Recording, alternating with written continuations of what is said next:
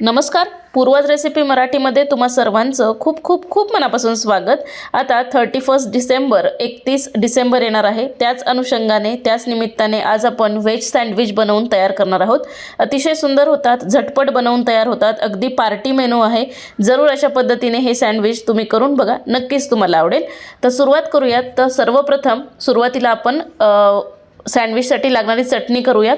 मिक्सरच्या भांड्यात मूठभर कोथिंबीर घातली, चवीनुसार हिरवी मिरची घातली, त्यानंतर छोटासा आल्याचा तुकडा घातला, चवीनुसार यामध्ये मीठ घालायचं, त्यानंतर अगदी पाव चमचा यामध्ये काळं मीठ मी घालून घेते आणि यामध्ये घालते साधारण 2 ते 3 मोठे चमचे डेसिकेटेड कोकोनट। डेसिकेटेड कोकोनट कोणत्याही ग्रोसरी स्टोअरमध्ये तुम्हाला अगदीच मिळून जाईल। तर 2 ते 3 चमचे साधारण डेसिकेटेड कोकोनट घातलं, थोडंसं पाणी घालायचं आणि छान अशी चटणी अशी वाटून घ्यायची। बघू शकाल छान अशी सरसरीत ही चटणी आपली बनवून इथे तयार झालेली आहे, जी आपण सँडविचला लावून घेणार आहोत। ठीक आहे, मस्त। तर इथे हिरवी चटणी बनवून आपली तयार झाली। यामध्ये तुम्ही पुदिन्याची पानं सुद्धा अगदीच घालू शकता।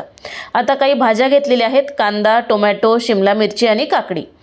तर सुरुवातीला कांदा आपल्याला व्यवस्थित बारीक बारीक चिरून घ्यायचा आहे। भाज्या व्यवस्थित आपल्याला बारीकच चिरून घ्यायच्या आहेत, मोठ्या मोठ्या भाज्या चिरायच्या नाहीत।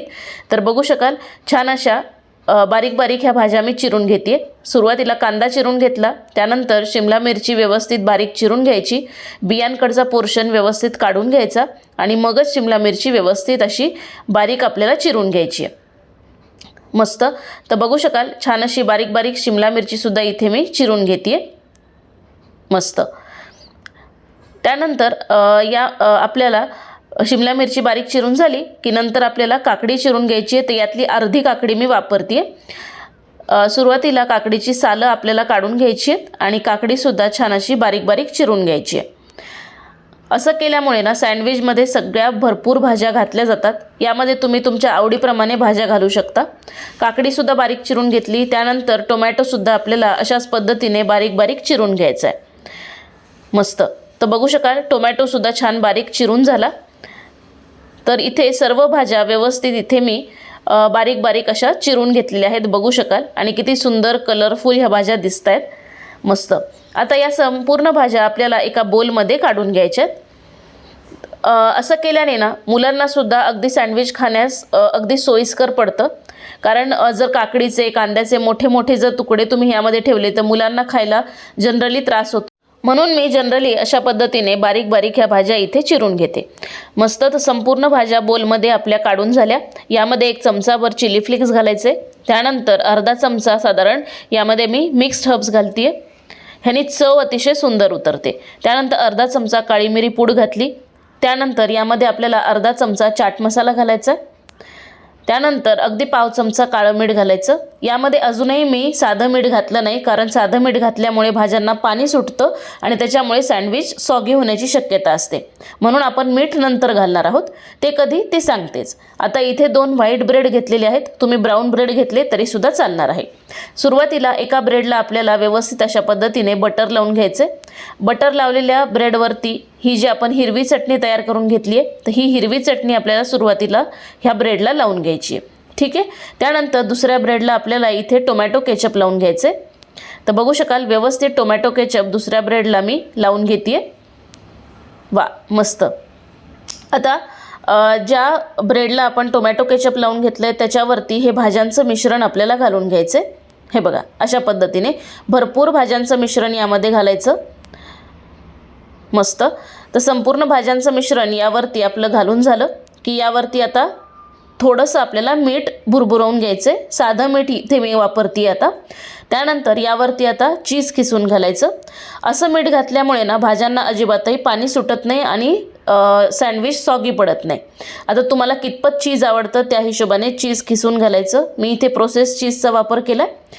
आता या चीजवरती थोडेसे चिली फ्लेक्स घालायचे, थोडेसे मिक्स्ड हर्ब्स घालायचे, त्यानंतर थोडासा चाट मसाला यावरती घालून घेते।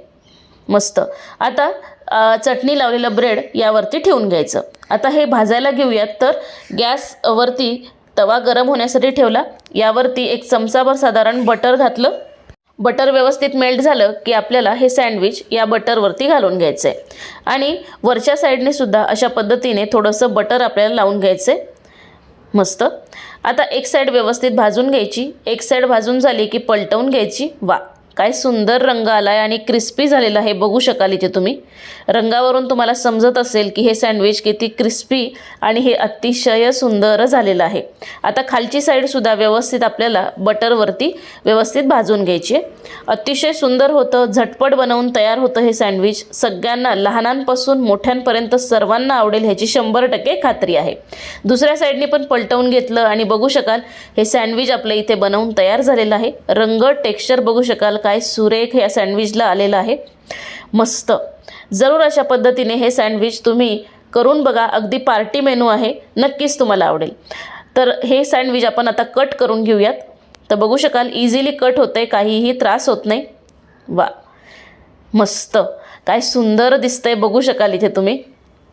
जरूर अशा पद्धतीने 31 डिसेंबरला किंवा कोणतीही पार्टी असेल तुमच्याकडे तर हा पार्टी मेनू अगदीच तुम्ही करून बघा आणि केल्यानंतर मला कमेंट करायला विसरू नका. हे सँडविच इथे टोमॅटो केचपसोबत सर्व केलेले आहेत. जरूर अशा पद्धतीने करून बघा आणि केल्यानंतर मला कमेंट करायला विसरू नका. अजूनही चॅनलला सबस्क्राईब केलं नसेल तर आवर्जून जाऊन पूर्वज रेसिपी मराठीला पटकन सबस्क्राईब करा, लाईक करा आणि शेअर करा. भेटूयात नेक्स्ट व्हिडिओमध्ये नवीन कोऱ्या अशाच सुंदर छान रेसिपीसोबत. तोपर्यंत बाय बाय.